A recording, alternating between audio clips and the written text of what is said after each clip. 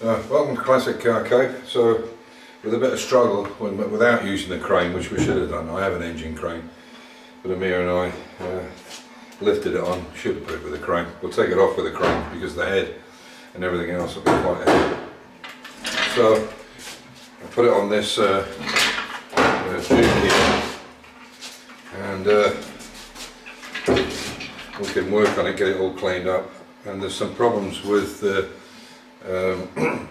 fins on the gearbox. They're kind of cooling fins to let the air go across it, and they were damaged in the accident when it came off the road in Croatia. I guess there's some rocks, because there was bits of rocks and things in the subframe when we took it out. So yeah, we're going to work on this now, get it all cleaned up, painted up, and what we're going to do is we're going to put the engine, radiator, everything into the subframe and offer the car back onto the subframe with the engine in it, rather than put the subframe on and then drop the engine in and so on, because the radiator and all the other things can be a problem. And what we'll do is, because we're changing the dashboard, we'll put the speedo cable directly onto the drive and just have it sticking up somewhere, so when we put the new dashboard in, all we're going to do is route it through the back of the bulkhead. So there we go. So I hope you enjoy the video. All the valves are lapped in. I've been done with the coarse and the smooth. Everything's clean. You can see from the way it looks now in comparison to the way it did. And I'll try and put a picture up if I can find it, of how black it was for the decut. I think this picture pretty much speaks for itself, just how badly coked up this engine was. A lot of carbon in it. A lot of cleaning, and unfortunately the valves were masked a little bit, the exhaust valves, but we've got there and got it finished. So obviously in the kit you're only going to get 4 valve seals, which is obviously your inlets, because you're sucking in the fuel and the air. So that's the 2 inlets there, that's the other 2 inlets. These rubber O-rings here are actually an old style where they used, so you could put your collets up against them. And if I can show you, this is, it's hard to see it. Yeah, so there's a rubber down there, and I can push the valve in until it hits the top of the collet and pull it back. And I know that's in the right spot then. I'm going to put the collets in. And obviously, once you put your spring on and your cap, the spring cap, just put a bit of grease on them and they'll hold them in place, and just be very gingy when you take them off.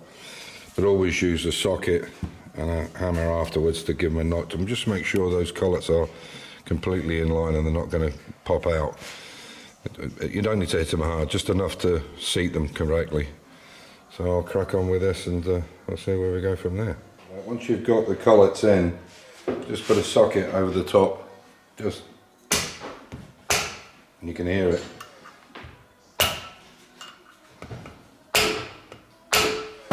And if they're not caught properly, they'll fly up, or you'll be able to see it, that they're not in line with each other. So visually inspect it, but give it a little knock, and then it'll make sure the collets are in place. They should be before you retract the tool. Now, as I said, I bought this tool in the UK from the NEC. It was £20. It was cheap, and you can tell that from the engineering. When you're putting on when you're tightening it up, there's so much play and slop here that you have to hold it and get it to go on straight. And in fact, just by turning the cap or the spring half a turn, there's a difference between whether it's in that position or that position. You know, I mean, it really is. You'll see it when I put it on. So I always give these a little clean out, just in case there's crap in between them.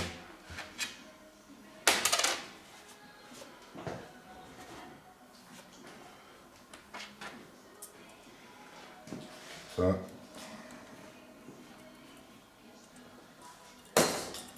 maybe a bit of grease on it.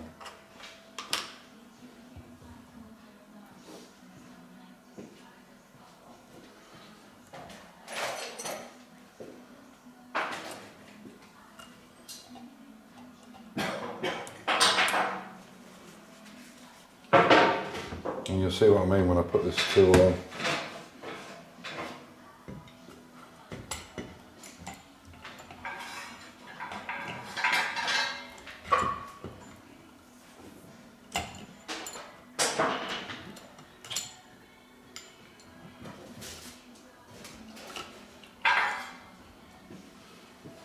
Just a bit awkward.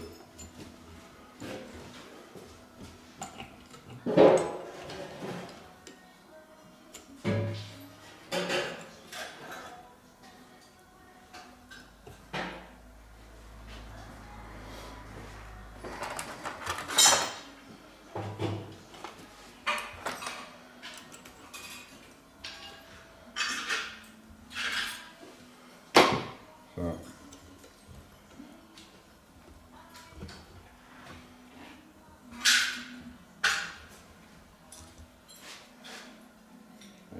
well, I'll be able to see it. It's difficult to show it, but as I'm putting that on, I can see it rocking from side to side, the valve spring, because of bad engineering in the tool itself.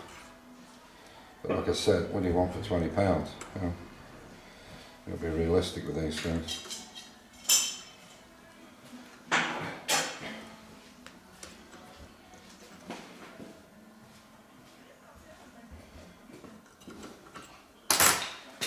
So again, put the collets in.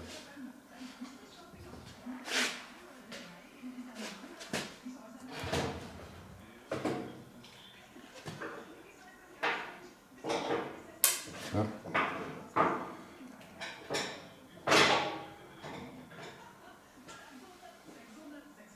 Try and bring them round.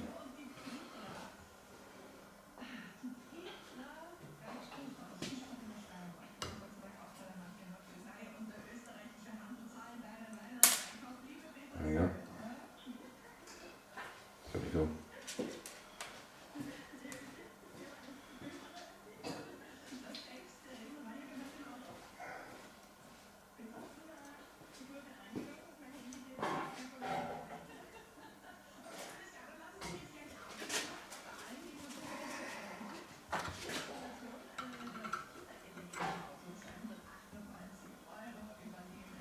Just try and make sure you centralise that spring so you don't catch one collet and not the other.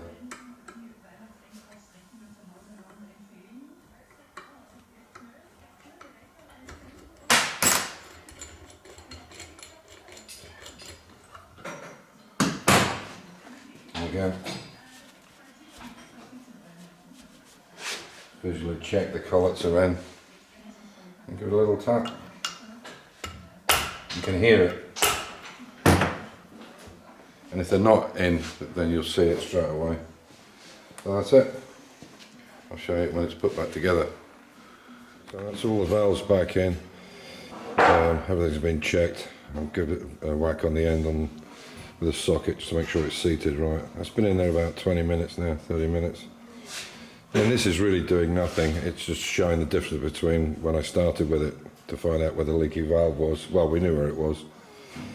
Because of the pressures, but you can see there's not a drop underneath it. So the test really, the real test obviously is the compression test when we got the engine back together, but there's no leaks from that whatsoever. So I'm hoping, looking at this, the 115, which is number 2, this one, I'm hoping that we're up, all of them are around the 160, 170 mark. We'll see how it turns out. But yeah, it's it all back together and no drips. Very happy with that. You can get the valve shinier than that, but there's no point within the first few seconds they're going to be black again anyway, of course. But obviously all you're trying to do is stop anything attaching itself to it, the carbon, for as long as possible. But there we go. I'm pretty happy with that. So with this tool that I got, I can see even now, putting it back into the box, that has stretched slightly from side to side, from here to here. You can see there, that fitted in quite easily now. I have to kind of push the plastic on a bit. So there's a bit of stretch in it. For £20, yeah, it's probably worth doing it if it's a one-off job. If you were doing this on a reasonably regular basis, no, of course not. And it's like anything with any tools, you get what you pay for. It's as simple as that. You buy cheap, the quality is going to be not very good. So that's the head all cleaned up, ready to go. The engine's on this stand, ready to be cleaned up. and we'll go from there. So as usual, on that note, stay safe, keep the faith, enjoy your hobby, and we'll catch you on the next one. Take care.